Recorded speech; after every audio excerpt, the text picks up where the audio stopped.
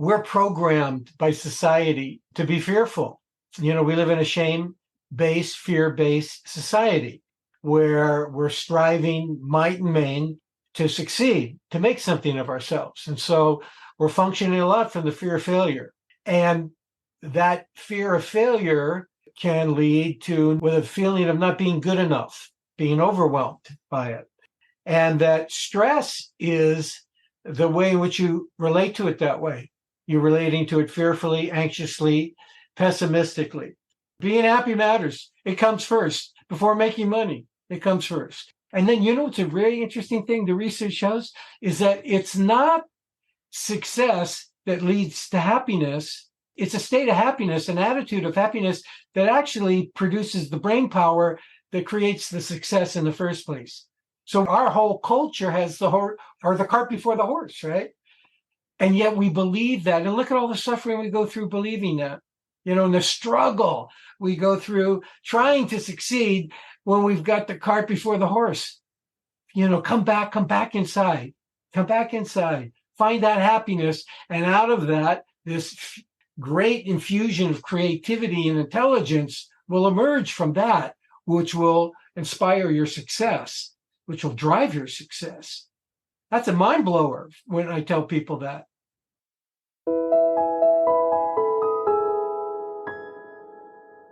Welcome to Linda's Corner, where we bring more hope, healing, and happiness to the world. My name is Linda Bjork, and today we're going to be talking about ending stress. I'm delighted to welcome Don Goewey. Don managed the Department of Psychiatry at Stanford University Medical School, pioneered an approach for overcoming catastrophic life events, and is the author of the bestseller, The End of Stress: 4 Steps to Rewire Your Brain. Don and his work have been featured on the Today Show, CNN, and NPR. You can reach Don at his website, theendofstressbook.com, and I'll include a link in the show notes. Welcome, Don. I'm so glad that you could join with me today. Thank you for having me. I am so excited about the idea of ending stress, not just reducing stress, coping with stress, but ending it. Yeah. And you have spent 6 years directing research on how to do this, and I cannot wait to hear your findings. So what did this research show about how we can end stress? Well, about 20 years ago, maybe more now, neuroscience began to use FMRIs, taking sort of real-time video of what's going on inside the brain. And at some point, one of them, Richard Davidson, very famous neuropsychologist at the University of Wisconsin, he decided to poke inside and take a look at the brain of Tibetan monks. And he discovered a capacity of a brain networking, expansive brain network that he had never seen before. And through studies that they did, they came to the realization, the conclusion, that this expansion of particularly higher brain networks was the result of their meditative, mindful, spiritual practice. That kind of a practice had a direct impact on the quality of these people's brains.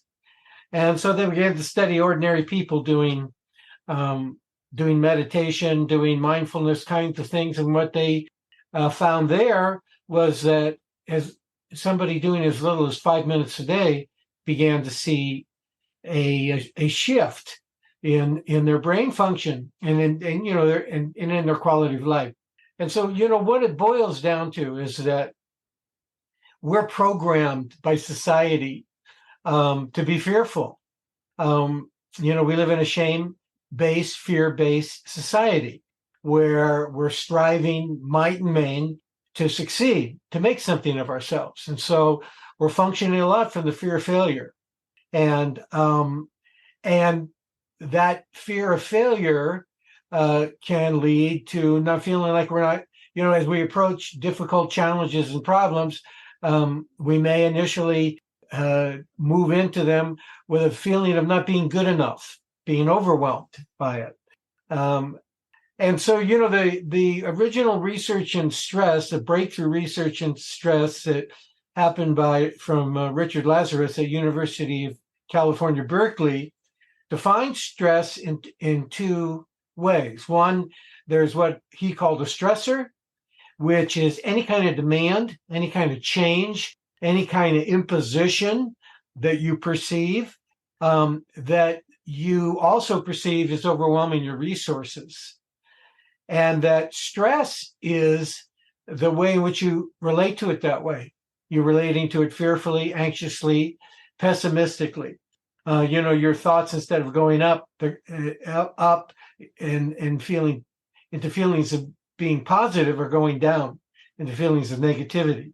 That's stress. Stress is your reaction to the perception that this change, which is essentially neutral, it's just life going up and down, that it overwhelms your resources.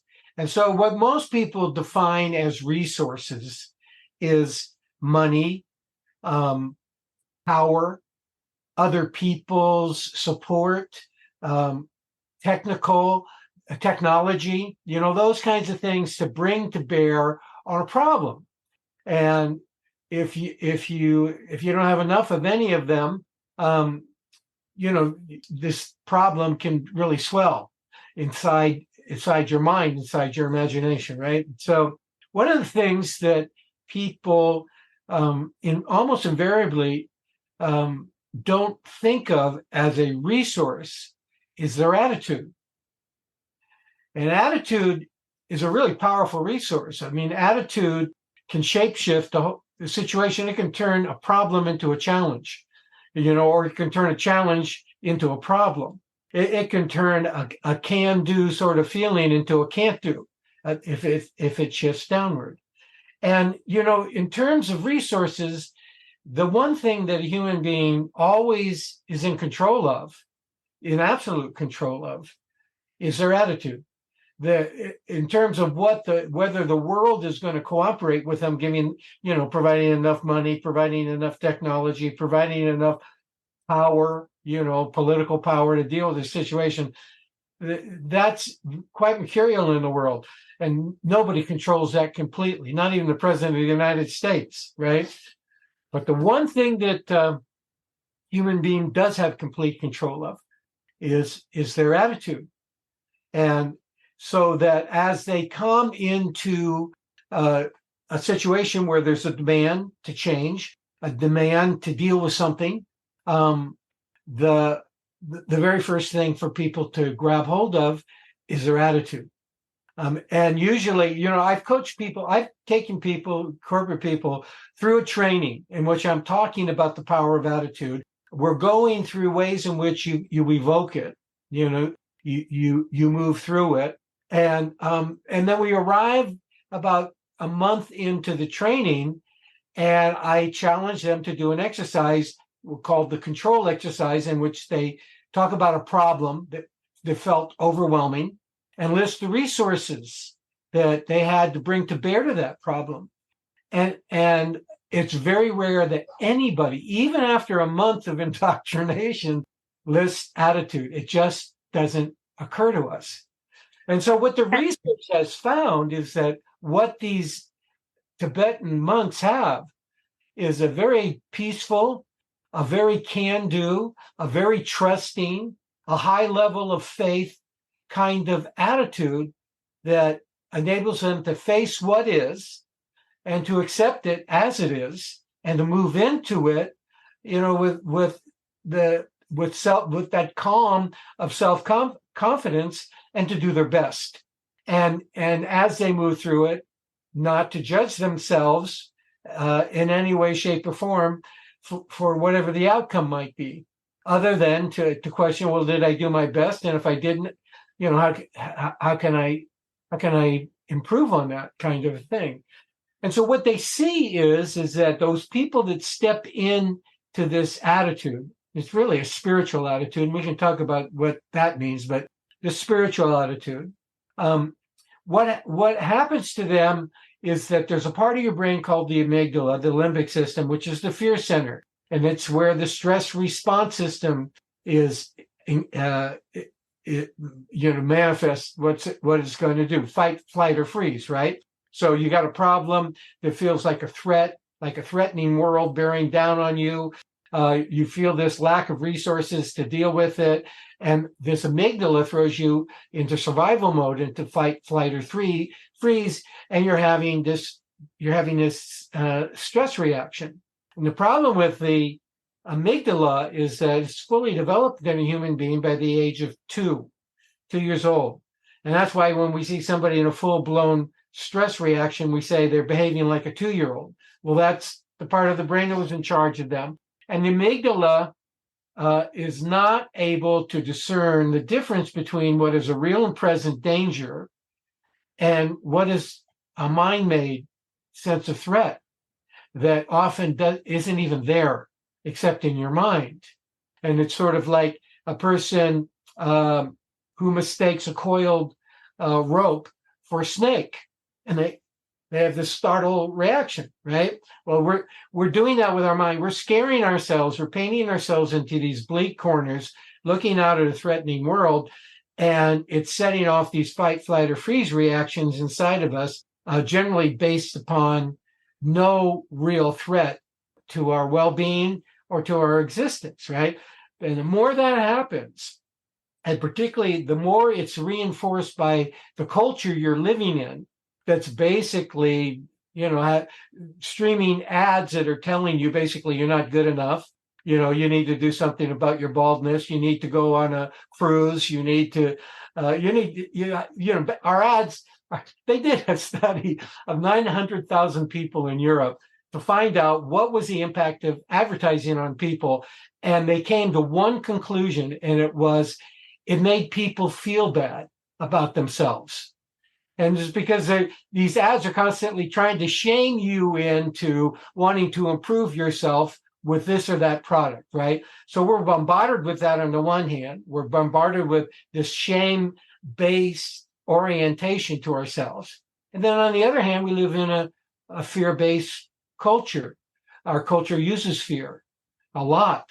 Our news media is full of it. You turn on the news and that's what you get. People are afraid of the economy. Everybody's watching the stock market. Everybody right now is watching inflation.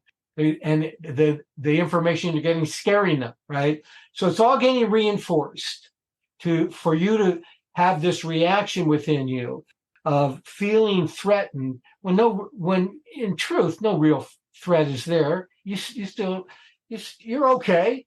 I'm not going to die if I don't go on a cruise. No, you're not. You're not going to die if you don't go on a cruise. You're not going to die if you live your life and never finish your to-do list.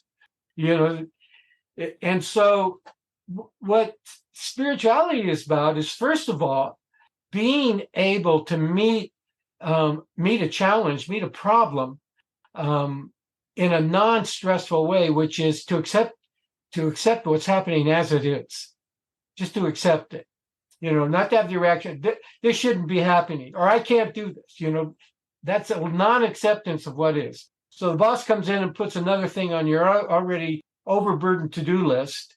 And if you don't want to stress, your initial reaction is to accept it.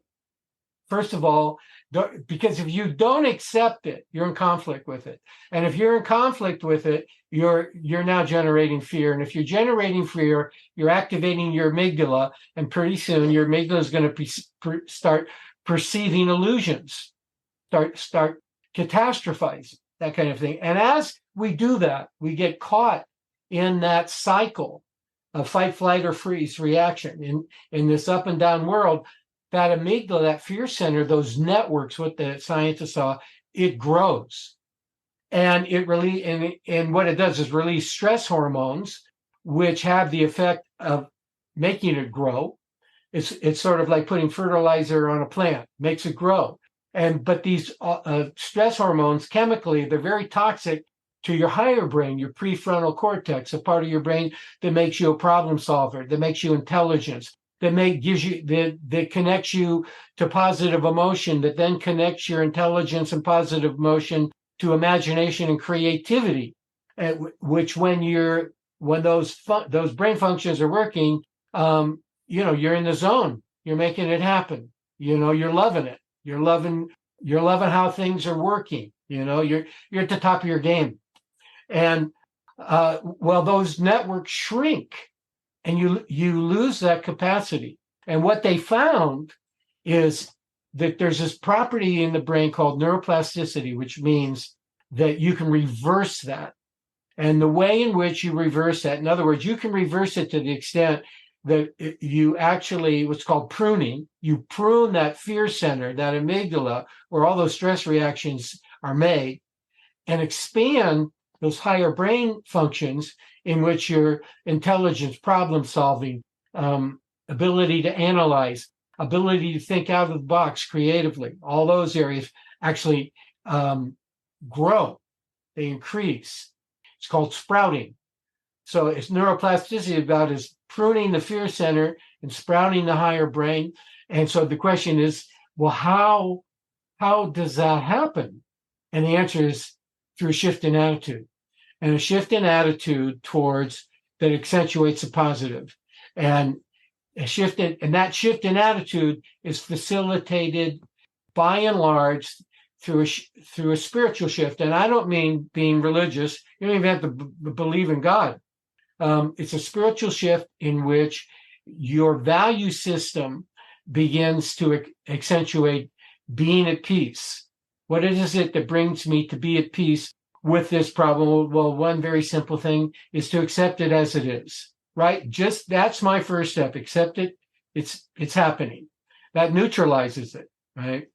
To have faith in who you are and what you've done before, to lean in to what you know about yourself and your capacity. It's to be loving. It's to be forgiving. It's to be joyful.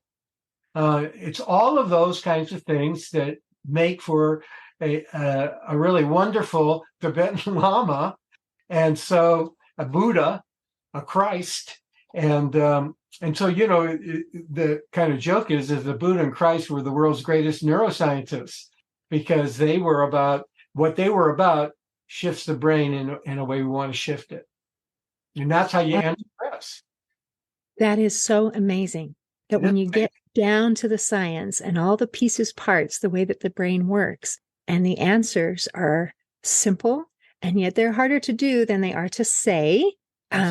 But I love you've covered so many different things about how our stress is very much related to our culture and to our expectations and to that fear-based lifestyle.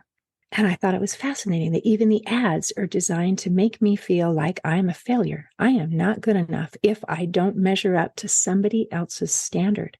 And then as you talked about the idea that the one thing that we have control over is our attitude, and that zooms me back to Viktor Frankl's findings, where it is not the situation that matters as much as our response to it, and to be able to let go of these expectations that other people are putting on us. You are not good enough unless you meet X, Y, and Z criteria, and just say, actually, I just am.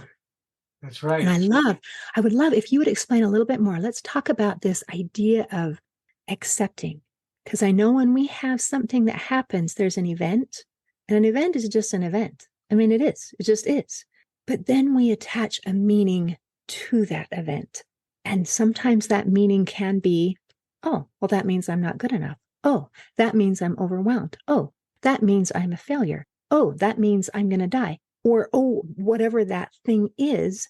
And to be able to just detach that and just have an event.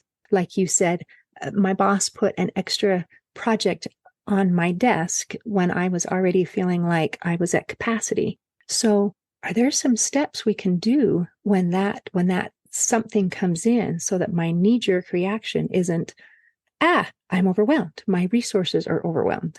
Yeah, acceptance is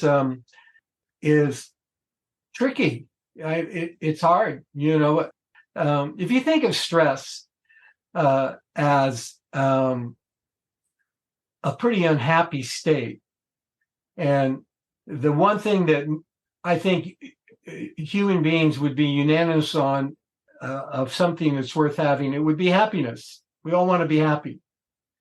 Yeah, and it's really hard to find a completely happy person. It's only like 4% of the population if you look at the data. And the irony is, we were born happy. There's a ton of scientific evidence for it. We were born free, but we become trapped in limited thinking, in our own limited thinking. We're actually trained to think in limited terms about ourselves. We're born with this wonderful open heart that we allow stress and fear to so easily close. We're gifted beings of immeasurable worth, but often, like you were saying, and I've been saying, is we feel like we're not good enough. And, there's this ambiance, this atmosphere of joy within us and surrounding us, there to make life meaningful and rich, but we become blocked from seeing it. If we weren't actively engaged in making ourselves miserable, we'd be happy. The reality is charged with happiness, but we don't see it. And so, kind of as if we've been hypnotized to see what is not there and not see what is there. And so, how did this happen?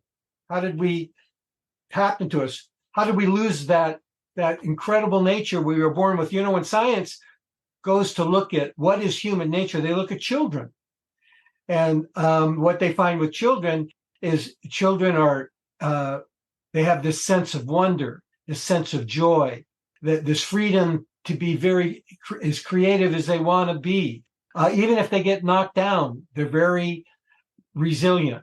They're fun oriented. I was watching this show with Arnold Schwarzenegger, and he said this one thing. He goes, he said, most people go about their life, work, work, work, no fun. Work, work, work, no fun. Well, our nature is to have fun. And when science goes to look at this nature of ours, they look at children and they find it evident. So what happens to children? Well, they get contaminated. They get it programmed, indoctrinated out of them. Society stamps into us the belief that happiness and self-worth, our own happiness and self-worth, are found out there in the world. And, if we work hard and long enough, success is going to come. And out of that happiness and fulfillment are going to come. And we've all swallowed that formula. I certainly swallowed that formula. And, 10, 20, 30 years later, a person comes to realize that success has come to whatever degree we've managed to create it without fulfillment. And that's failing at life. Tony Robbins says success without fulfillment is the ultimate failure. That's that midlife crisis. And what the research shows is the midlife crisis is happening now in the 20s and 30s. They're calling it the quarter life crisis. So waking up from that nightmare that's been programmed into us, and that's come at the expense of that innocence that's a part of our true nature, our given nature that we were born with. That where that comes from is realizing that, contrary to what we've been taught, what society has taught us, what the advertising has indoctrinated us with, nothing, but absolutely nothing of the world can make us happy. It's not the job of the world to make us happy. And it's not that success is unimportant. Of course, that's not true. But success is not the same as fulfillment. Fulfillment doesn't come from the world. And if we realize that, our life begins to change. Our value system begins to change. Happiness doesn't come from the world. It just doesn't. Not that radiant happiness of a child. And I'm not talking about becoming a child. I'm just talking about asking yourself, how much of the innocence of the child is still in me? How much of it? Where is it? And get in touch with it and see how that part of your nature is still there, because it is still there. It's in your nature. And how, if you gave into it, if you opened to it, you let it out, took it out of the closet, what that effect that would have on your life, on your work, on your relationships, on your relationship to yourself. So happiness, you begin to discover it comes from within you. You begin to discover that you need to redefine success. You can define it certainly in terms of the amount of money you have in the bank, how many widgets you sold last quarter, all those kind of metrics, the business uses, the bottom line metrics, they're important. You got to measure what you're doing in the world, how it's succeeding. But there's another set of ways of measuring success, which is to ask yourself at the end of the day, how peaceful was I? How much time did I give during the day just to go look out a window and connect with all that is, connect with the world, watch the rain fall if it's raining, watch the wind blow, watch the grass grow, connect. How kind was I to people? When I had an opportunity, when it's called to be kind to people, those kinds of things, those are really important measurements. And, you begin to understand really that when you begin to see that this happiness comes from you, that when you're not actively making yourself miserable by listening to that ego of yours that's coming out of your amygdala, your fear center, when you're not actively engaged and paying attention to that and letting it paint you a picture of your reality, that what naturally arises in you is happiness. Happiness is there. You see how suddenly you're going, like, how sweet the world is, how beautiful the world is.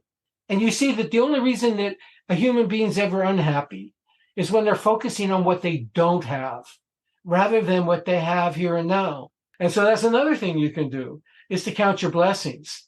You could be in the middle of complaining. There was a Zen master who was asked, the guy asked him, how will I know if I'm enlightened? And the Zen master said, you'll have stopped complaining.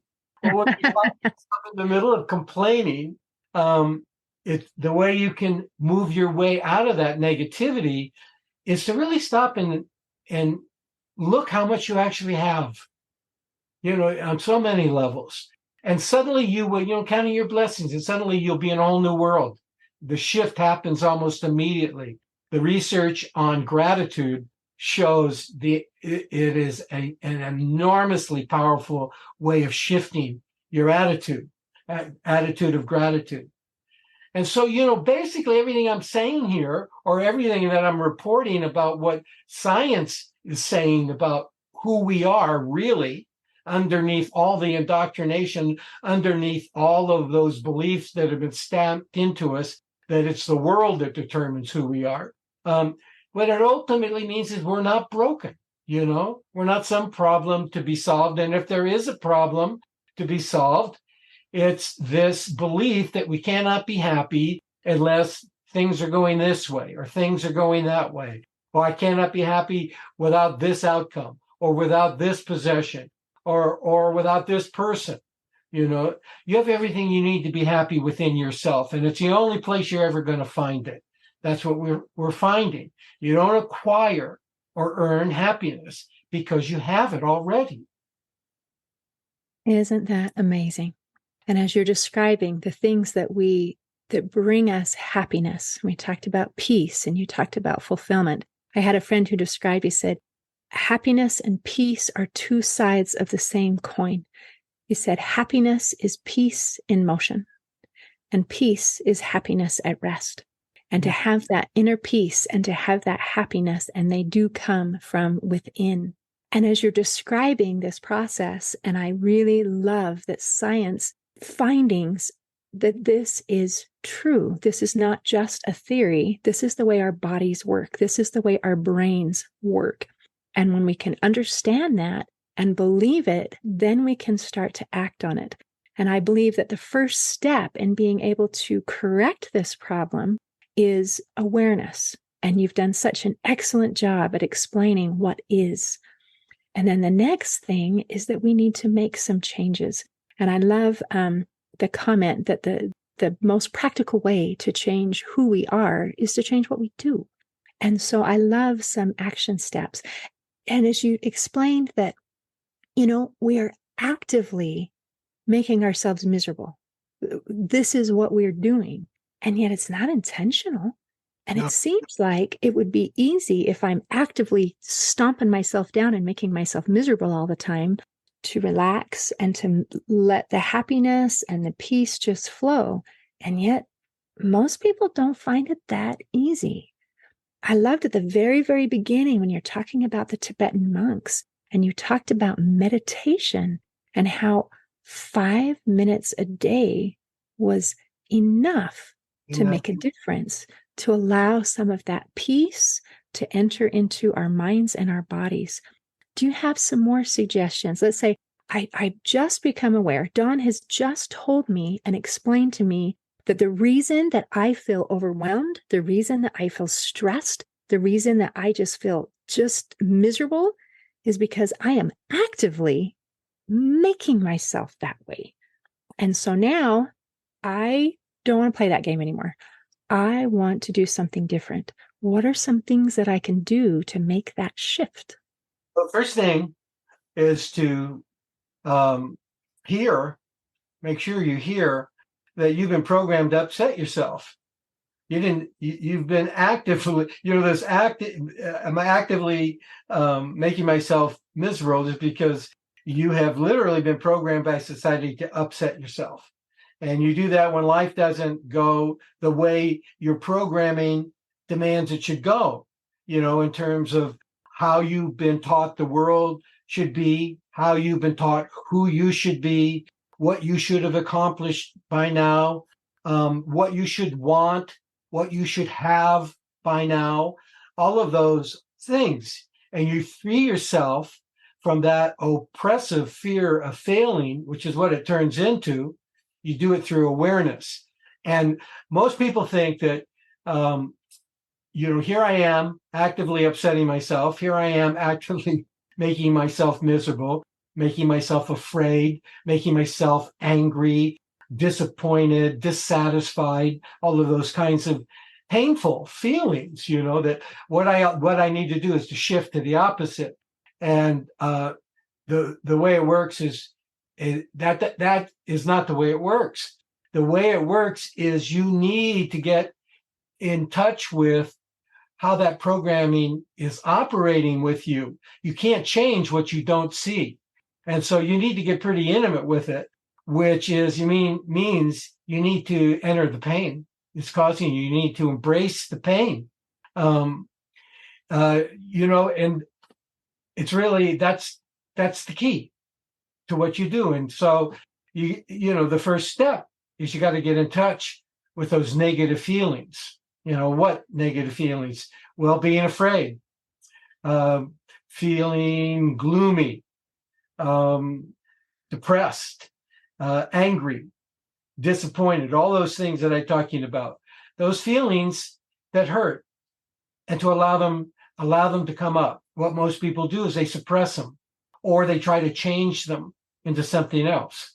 And so the prescription is get in touch with them, leave them alone, let them be, feel them, see what you see as you feel them. And the trick is to do it by not identifying with them. And one of the ways that you not identifying with the emotion, you're not your emotions. That's a mistake we make. That's our illusion. And so the way in which you do that is instead of saying, I am afraid, which is a way of identifying with it, which is, you remember your fear center, your amygdala takes everything literally. And so when you say, I am afraid, it takes you literally, your fear. What I am is fear. And so you don't say that. You just say fear is there. And the trick is to be in the fear, in the emotional feeling and impact of it, but at the same time, you're above it. It's as if you're looking at another person. You're disidentifying with it. And that disidentification from it is how you begin to see and understand that this has been programmed into me. It becomes really clear after a while that, yeah, this is, I've been reacting like this for what seems like forever. And, my mother taught me to do this. My school teachers taught me to do this. When I stepped out into the world, my bosses taught me to do this, to be this way. So you don't try to change anything. And you tell yourself, again, like we were talking about early, reality is neutral. And so you tell yourself that this is happening in me. This reaction, this upset is happening in me, not in reality. Reality is just what it is, but this upset is in me and has been programmed into me. This is the programming at work in me, but it's in me. It's in my brain. It's running through the brain algorithms that have been coded in there. And then you just sit back. Again, you don't interfere. You just do these 3 steps, and eventually what you will notice is that it passes. Everything passes in this world, especially emotions. Emotions come and go by the carload. And so you just sit there watching them, and then you might not even at first notice that they're gone. They've left. They've there's just kind of this space that has opened up that you're in that you weren't in before. Before, where you were squeezed into this tight little corner, right, of these painful feelings, and you process them in this way, which opened them, which allowed them to pass out of you. And then what you'll notice is that you're not in a tight corner. You're in a spacious place. And you might even notice after a while that spacious place that opens up inside of you has a tendency to fill with light. And that light is your light. And from that place, you're in a position of power. And you can look back on whatever problem caused this, if there was a problem that caused it, and understand it, understand the reaction. And as a result of understanding it, it'll drop. What we understand heals. What we resist and suppress persists. And that's what you have to do. And, you can say, some people say that's all you have to do. But believe me, it's a lot to do. But the interesting thing about it is that the more you do it, the quicker you process these negative feelings until you reach the point, really, where you shift out of them in seconds. What used to grip you for the entire day, that, rolled over into the next day and the next month and into your defining your life, now comes up, you recognize it, and you shift out of it. And I can give you a quick example of how that worked. One day, years ago, I was been doing this awareness process vigilantly for a long time. Pretty good. I got pretty good at it. Anybody will if they step into it. And do it every day, not just once during the day, but really they meet every upset in this way. And so I'd been doing that, and I was walking down the hallway, and suddenly, and everything in my life at that point could not have been better. My book had just come out and it was doing well. I had plenty of business in my company. My home life was just fine. I had nothing to complain about. And as I was walking down the hallway, kind of singing zippity-doo-dah, suddenly, out of nowhere, this fog of dread began to descend over me. And it made my heart ache. And I kind of pulled back and went, what is this? And, I moved into the awareness process. I actually went over into a room where I could, with some privacy, and I began to process it and sit with it, to embrace it, to let it come up. And what I saw in this dread, the first thing is that this isn't the first thing. The first time this has happened. It's been happening my whole life. And then the second thing I saw, which was so obvious, but sometimes there's nothing as invisible as the obvious, but I saw the face of my stepfather, who was a very brutal man. And one of the things that he did pound into my brain was that this phrase, if anything good ever happens to you, you'll turn it to shit. Excuse the swear word, but that's the word he used. And he must have said that to me 1,000 times with a great deal of force, and that wired into my brain, into my belief system of what I believed about myself. And so my amygdala, just when I was feeling everything was good, my amygdala grabbed on to that belief and said, wait a minute, our survival is threatened here, because if it's something good, it's going to turn to shit by your hand. And we better, be on guard. And I suddenly understood it. And so the next time it happened, these things don't necessarily go away, but the next time it happened, I saw it right away and I went and sat with it. And now I've sat with it, I don't know, 100 times. And now I don't have to sit with it. I just see it coming, and I'll wake up in the morning, for example, and I'll have that feeling of dread, and I'll go, not going down that alley. Thank you very much. I think we'll just move on to having a cup of coffee and looking outside at the birds singing. That's what awareness can bring to a person, that kind of shift. That is beautiful that you were able to bring that to your awareness, and then to be able to recognize it as just not true. Whereas before it had been absolute truth because it had been drilled into your head. And so one of the things you mentioned is starting in that tight space. And then as you sit with it and as you really heal from it and with it, it feels spacious. And the analogy, the image that comes to my mind is being imprisoned and then freedom. Yes. And so as you're sitting through these, and as you're allowing it to happen and to release, it brings freedom. Freedom to your thoughts, freedom to your experience, freedom to your life. And so that is another positive thing. This has been so delightful. And as you're just describing these things, I'm brought just the title of your book. Part of it is Rewiring the Brain.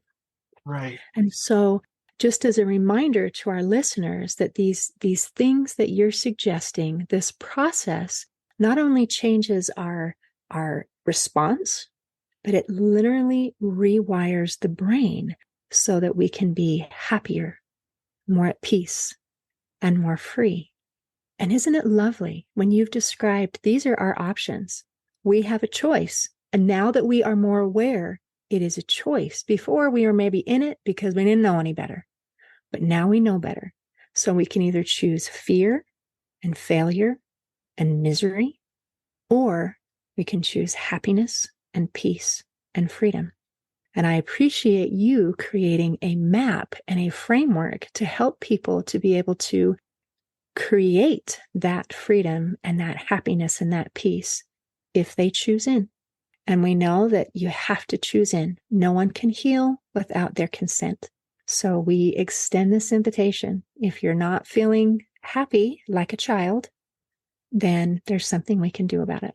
Now, Don, this has been delightful. Is there anything you want to make sure that we cover before we close today?